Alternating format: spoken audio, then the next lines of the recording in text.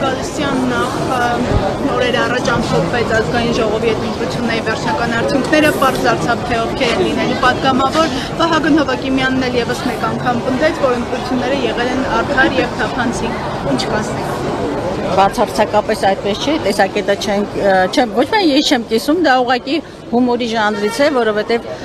ոչ միայն ընտրությունների բուն օրը, այլև ընտրությունների նախորդած ժամանակահատվածում Հայաստանում ուղղակի խեղվել է ընտրական իրավունքը եւ այն ահռելի ադմինիստրատիվ ռեսուրսները, որ հրապարակ էին նետվել, իրավական, կներեք ոչ հայերեն բառի համար, իրավական բեսպրիդելը, քաղաքական հետապնդումները, ատելության խոսքը, վարչական ռեսուրսների սարսափելի, եթե ոչ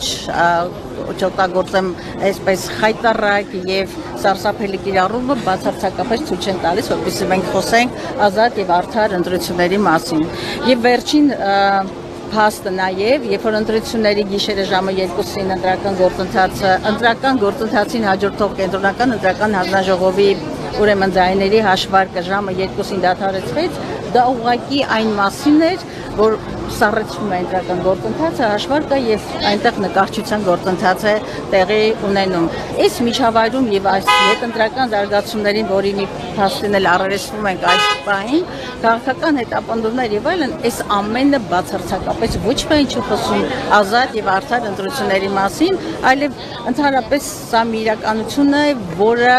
կիլոմետրերով հեռու է ժողովրդավարական լինելուց։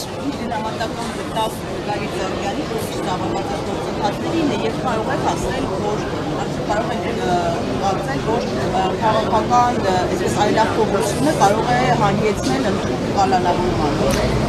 Ավելի քան ակնհայտ է, որ Գագիկ Ծառուկյանի առնչությամբ, ինչպես քաղաքական շատ դեմքերի նկատմամբ, քաղաքական ընդդիմախոսների նկատմամբ կիրառվում է ոչ թե իրավական գործիքակազմը, այլ Հայաստանում այսպես թևածում է առասարակ բեսպրիդել բառը պիտի օգտագործեն եւ սրանք իրավական պրոցեսներ չեն, բացարձակապես։ Հիշում եք, երբ որ այս վարչախումբը եւ իր ղեկավարը եկան իշխանության ասելով ով է այն դատավորը, որը պիտի չլսի եւ չենթարկվի ինձ։ Հետո դրան հաջորդեց ով է այն կենտրոնական ընտրական հանձնաժողովի անդամը, որը պիտի ասենք թե իմ հազարարությանը չենթարկվի։ Մենք տեսնում ենք, որ այս բոլոր պրոցեսները ոչ միայն վրեժխնդրության, ոչ միայն ոչ բարոյականության, ոչ միայն կարմիր գծերը հատելու մասին են, սրանք առողջ պետականության, ժողովրդավարության հետ զրո առնչություն ունեցող ուրեմն գործընթացներ են առերեսվում եւ այն ինչ կատարվում է Գագիկ Ծառուկյանի հետ, ոչ միայն չի տեղավորվում մարդկային, բարոյական, ինչ ասեմ, քաղաքական ձևաչափերի մեջ, ինքը աներևակայել է 21-րդ դարում իրեն ժողովրդավարական հռչակած երկրում ականատեսը լինել այդ պահվածքին։ Իրեք ես հիմա մի դրվագ եմ ուզում ասել, 2 օր առաջ ինձ փողոցում մեկը կանգնեցրեց, որը ասեց, գիտեք, ես գիտեմ, ճանաչում եմ քեզ, ես բոլորովին ոչ Բարգավաճի, այսպես ձայն տված մեկն եմ, եւ ոչ Գագիկ Ծառուկյանին եմ ճանաչում, բայց տեսնելով այն պատկերը, թե ինչպես Գագիկ Ծառուկյանին փորձեցին ծնկի բերել, ասեց ապրելս էլ չի գալիս այս երկրում 70-ին էր, ես իր աչքերում արդյունք տեսա, եւ այսօր ոչ թե Գագիկ Ծառուկյանին են ծնկի փորձում բերել, մեզ բոլորիս, որովհետև անարդարությունը, ոչ իրավականությունը, ինչ ասեմ, իրավունքների խեղվածությունը, առողջ ձայնի, դիմադրի ձայնի լռեցումը, վախի մթնոլորտը, ատելության մթնոլորտը, այս ամենը պետության եւ պետականության եւ քաղաքակրթության մասին չեն, եւ ցավոք սրտի ես ուզում եմ ասել, տեսեք, այս ընթացքում նաեւ Սրբազան պայքարի 18 արդարների դատն է շարունակվում, ամբողջ իրավական համակարգը դարձել է գործիք վարչախմբի եւ նրա առաջնորդի Նիկոլ Փաշինյանի ձեռքին։ Եվ ընդհանրապես մենք գնահատականը վաղուց ենք տվել, նորից պիտի հաստատեմ, Հայաստանում վաղուց խաթարվել է սահմանադրական կարգը։ Հայաստանում չի գործում սահմանադրությունը, Հայաստանում գործում է մեկ անձի, եւ գիտեք բոլորս թե ով է այդ անձը, մեկ անձի քաղաքական ճաշակը, ինչ ասեմ, կամայականությունները եւ երկրում փորձել գտնել իրավական գործընթացներ, ուղղակի Դոն Կիխոտությունը։ Գալստյան տեսնելով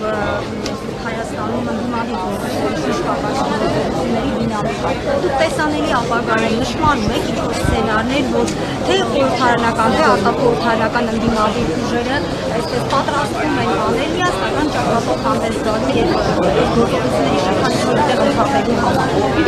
Իրանի ասում ենք գնում ենք խորհրդարան հայ-արտադրական Երկնային Հայաստան դաշինքը մենք ենք խորհրդարան, շարունակելու ենք պայքարը համադրելու ինչպես փոխանցային պայքարը, այնպես էլ խորհրդարանական անձնա գործադրելու համար ամենից երկրում իրականացնելու իշխանափոխություն։ Մենք երբեք չենք մերժել փոխանցային պայքարը եւ process-ները իհարկե բնականաբար իրեն զարգացումները կունենան, մենք նաև ոչ միայն չենք մերժել, այլ կարևորել ենք ընդդիմադիր միասնական ճակատի գոյացումը եւ ես կարծում եմ, ես չեմ կարող հիմա շատ խաղաքարտեր բացել, բայց այլ տարբերակ չկա, քան ընդդիմադիր ճակատի ձևավորումը, միասնականությունը եւ պարզապես Հայաստանի պետականության գոյության պահպանումը։ Շնորհակալ եմ։